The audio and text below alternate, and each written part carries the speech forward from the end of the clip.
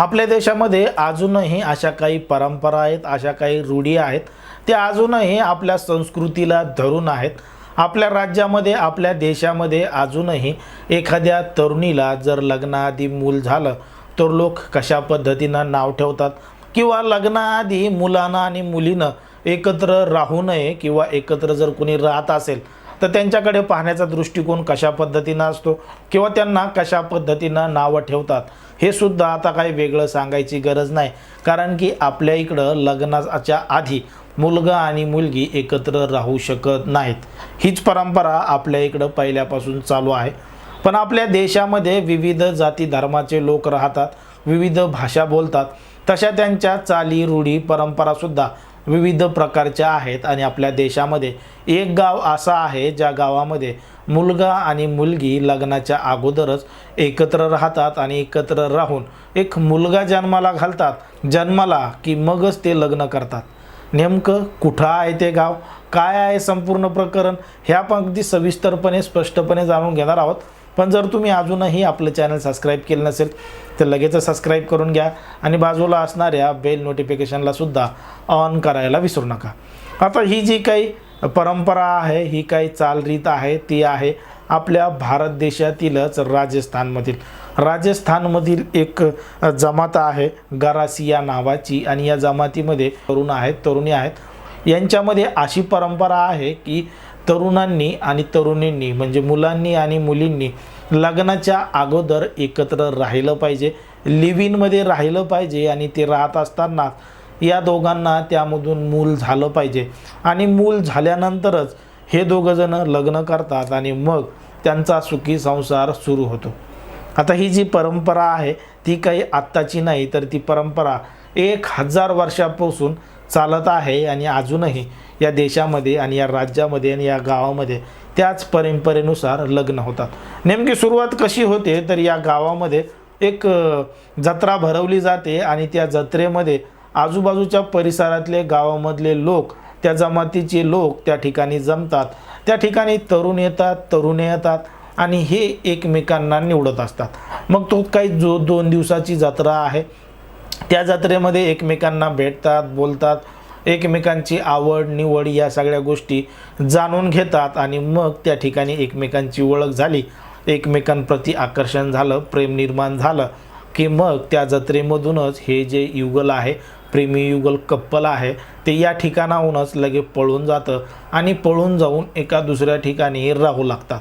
मग हे तेवढे दिवस राहतात जोवर यांचं एकमेकांप्रती मन भरत नाही किंवा यांना एकमेकांपासून मुलगा म्हणजे एखादं मूल होत नाही.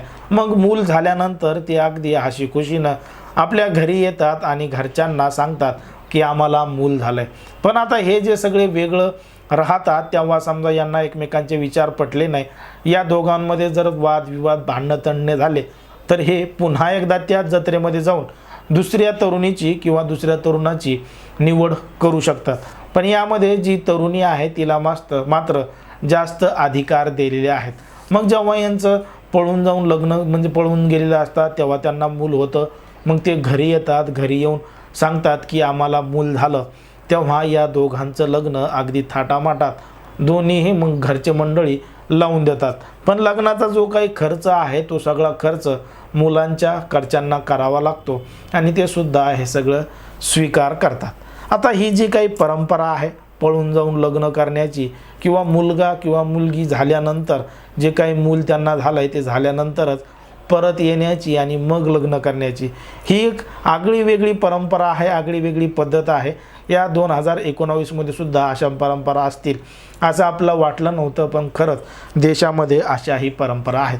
पण नेमकं ह्या परंपरेला सुरुवात कशी झाली आणि या परंपरेला काय म्हणतात? आता ही जी परंपरा आहे तिला दापा प्रथा असं म्हणतात. आणि या परंपरेला सुरुवात झाली ती म्हणजे हजारो वर्षापूर्वी या गावामध्ये राहणारं एक कुटुंब होतं आणि त्या कुटुंबामध्ये ते राहणारे 4 तरुण होते. आणि या 4 तरुणांचं लग्नाचं वय झाल्यानंतर त्या घरच्यांनी त्या 3 मुलांसाठी बायका बघितल्या आणि त्यांचं लग्न अगदी मर्जीनं अरेंज मॅरेज पद्धतीनं करून दिलं. मग अरेंज मॅरेज पद्धतीनं करून दिलं. या तिघांचेही संसार सुरू झाले. पण त्यांचा जो 3रा आणि त्यांचा जो 4था आणि सगळ्यात लहान मुलगा होता तो मात्र त्या जत्रेमध्ये गेल्यानंतर एका तरुणीला घेऊन पळून गेला आणि तो तिकडंच राहू लागला आणि तिच्यासोबत बरेच दिवस त्यानं तिकडंच घालवले, कारण की तो घरच्यांच्या भीतीनं त्या मुलीला घेऊन पळून गेला होता. मग तो तिकडं गेल्यानंतर तो अगदी सुखरूप होता, पण इकडं मात्र हे जे बाकीचे 3 भाऊ होते यांच्यामध्ये मात्र एक मोठं आर्थिक संकट आलं होतं. यांचे पैशाचे हाल चालू झाले होते आणि यांच्या मागं दवाखाने, बिमाऱ्या ह्या ज्या सगळ्या गोष्टी होत्या हे सुद्धा लागली होते. म्हणजे एकंदरीत त्यांच्या मागं एक प्रकारची साडीसातीच लागली आणि बरेच वर्ष झाले तरीसुद्धा या 3ही भावांना कुठल्याही पद्धतीनं मूल झालं नाही आणि त्यांच्या परिवाराची काही उन्नतीसुद्धा म्हणजे प्रगती झालीच नाही. मग तिथूनच त्यांची श्रद्धा पडली की जो मुलगा पळून गेला होता एका मुलीबरोबर, त्याचा संसार अगदी चांगला चालू होता, त्याला एक मूलसुद्धा झालं होतं आणि त्याची चांगली प्रगती झाली होती, त्यानं चांगले पैसे बिशे म्हणजे त्या काळामध्ये चांगलं त्याचं उदरनिर्वाह चांगल्या पद्धतीनं व्हायचा यांच्यापेक्षा. मग तेव्हापासूनच प्रथा पडली की जो कोणी व्यक्ती आहे तो व्यक्ती या गावामधून बाहेरगावी राहायला गेला आणि तिकडंच राहिल्यानंतर त्याला मूल झालं आणि परत आलं आणि त्याला मान्यता दिली की त्याचा संसार अगदी सुखरूप चालतो. तेव्हापासून ते आजपर्यंत लोकही अजूनही त्याच परंपरेला धरून आहेत आणि आजही त्या ठिकाणी तशाच पद्धतीनं ती जत्रा म्हणजे मेला लागतो आणि त्या मेल्यामध्ये ते जे जमातीचे लोक आहेत, गारासिया जमातीचे, त्या मेल्यामध्ये येतात, एकमेकांची पसंती करतात आणि जी तरुणी जो तरुण त्यांना पसंत पडेल त्यांच्यासोबत पळून जातात आणि लग्न करतात. ही माहिती तुम्हाला कशी वाटली हे कमेंटमध्ये नक्कीच सांगा आणि अशाच पद्धतीचे नवनवीन व्हिडिओ पाहण्यासाठी आपल्या चॅनलला लगेच सबस्क्राईब करून घ्या. धन्यवाद.